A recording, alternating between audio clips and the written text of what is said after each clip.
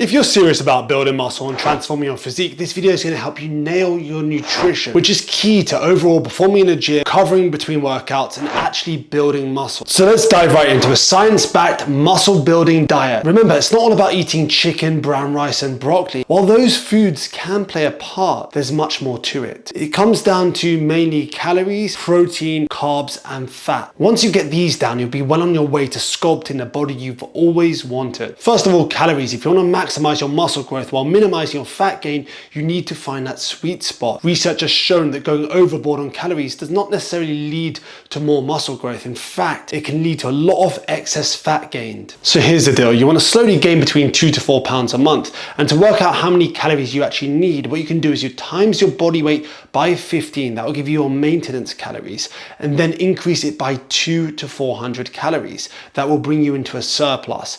And if you're a beginner, you can start on the higher end, more towards the 400. And if you've been training a while, you can do somewhere like in a 200 range. Remember, you can adjust these if you're gaining too fast. So this is just a good starting point. And also remember, if you've got excess body fat to lose, you don't necessarily need to be an actual calorie surplus. You can use stored body fat. And to find out whether you actually qualify for a body recomposition, then check out my video at the end. Check out the video I did on body recomposition. But in a nutshell, if you've got a lot of excess fat to lose and you're like a newbie, you're just starting out, then you're probably in a good position to benefit from this. Next, let's talk protein, which is essential for muscle growth and recovery.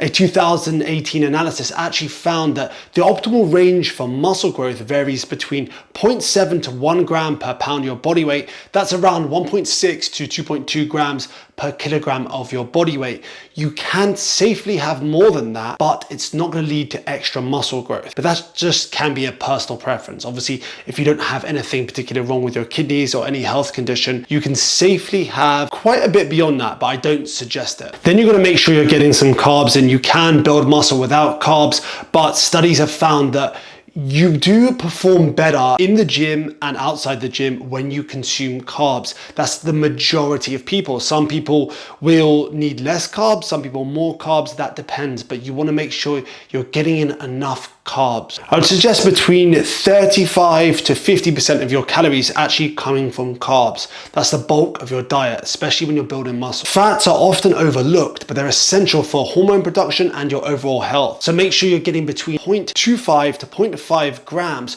per pound of your body weight. You can use that range and play around with that to be flexible depending on like what preferences you have, but I wouldn't recommend going below 0.25 per. Now, this has been a hot topic for the last century, but some people actually still suggest eating 6 meals a day, when in reality, there's not much difference between 6 meals and 3 meals. And if you want to be like really critical, there hasn't actually been much research to show that 6 meals is better than 3. The fact is, most of them show no significant differences. If you want to be safe, 4 meals has shown to be the sweet spot, slightly better than 3 meals. Overall, what's really important is making sure you're getting in enough protein and making sure that's fairly evenly spread over 3 to 4 meals a day. Now I've told you what to do, I'm going to show you how. I'm going to put it all into action and show you what a 2,600 calorie menu looks like. So let's get right to it. Okay, you have two options. You can either have this protein shaken piece of fruit 30 minutes before you train if you have the time and you just prefer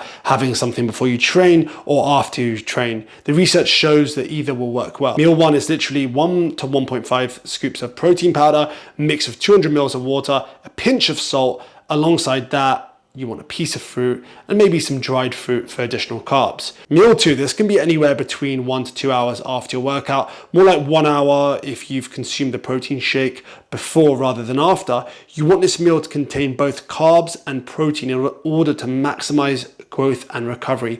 I go for 4 full eggs, boiled or scrambled, that's completely up to you. Some chocolate oats topped with blueberries. Recent research has suggested that combining whole eggs increases muscle protein synthesis more than just egg whites. When it comes to snacking, I'm not a fan of snacking, but if you have to snack in order to get the extra protein and the extra calories, then snack. But I just feel like it just gives you an extra opportunity to overeat. Remember, we don't want to overeat. We want to eat enough to fuel muscle growth and minimize fat gain. Meal 3 is usually whenever I can take a lunch break. Research has shown that spacing out your meals by 2 to 3 hours is not required to maximize muscle growth, so long as your daily protein needs are met and your protein is fairly evenly spread. This particular menu, I had chicken baked in shawarma seasoning and lemon with baked courgette, carrot and kale, with a serving of white rice and 1 tablespoon of Greek yogurt mixed with garlic powder and salt. This just makes sure it doesn't taste bland and it's not that whole chicken, rice and broccoli scenario. Dinner can be something like this: mince, green beans and sweet potatoes. Super simple, tastes great, and you can prepare a bunch of sweet potatoes in advance, and honestly, then it takes you 10 minutes to put together. So there you have it. That's an example of how I would eat for 2,600 calories. You can change that in any way possible. Maybe you don't like chicken, maybe you're vegetarian, maybe you're vegan, but this is just an example of how you put it into practice. It's a lot simpler when you actually prioritize simple options. Mince is a seriously simple option. Steaming a bunch of chicken breasts in advance could be another option. Marinating them in advance, like all these can be options, but I made this kind of on the fly to show you that that's also still doable and it's easy. It's literally very simple when you put it into action like this, and then make sure you get in the micronutrients from the vegetables and also the protein, carbs and fat. And yeah, that's how you want to put it together. Any questions at all, comment below. Any deeper questions, feel free to send me a DM on Instagram, and also follow me on Instagram. I post my meals like pretty much all the time, so you can get some examples of what I eat and how I eat. Remember, I eat like this about 80% of the time, and 20% of the time I do like to eat out, eat takeouts, make some fakeaways, like some just takeaway style foods at home. But either way, this is how I eat around 80% of the time. Not exactly like this, but this sort of format. But I don't eat 2,600 calories, especially when I'm bulking. I eat a lot more. But I just wanted to give you an example that you could apply that's closer to your needs. Anyway, have the best day ever, and we'll talk soon.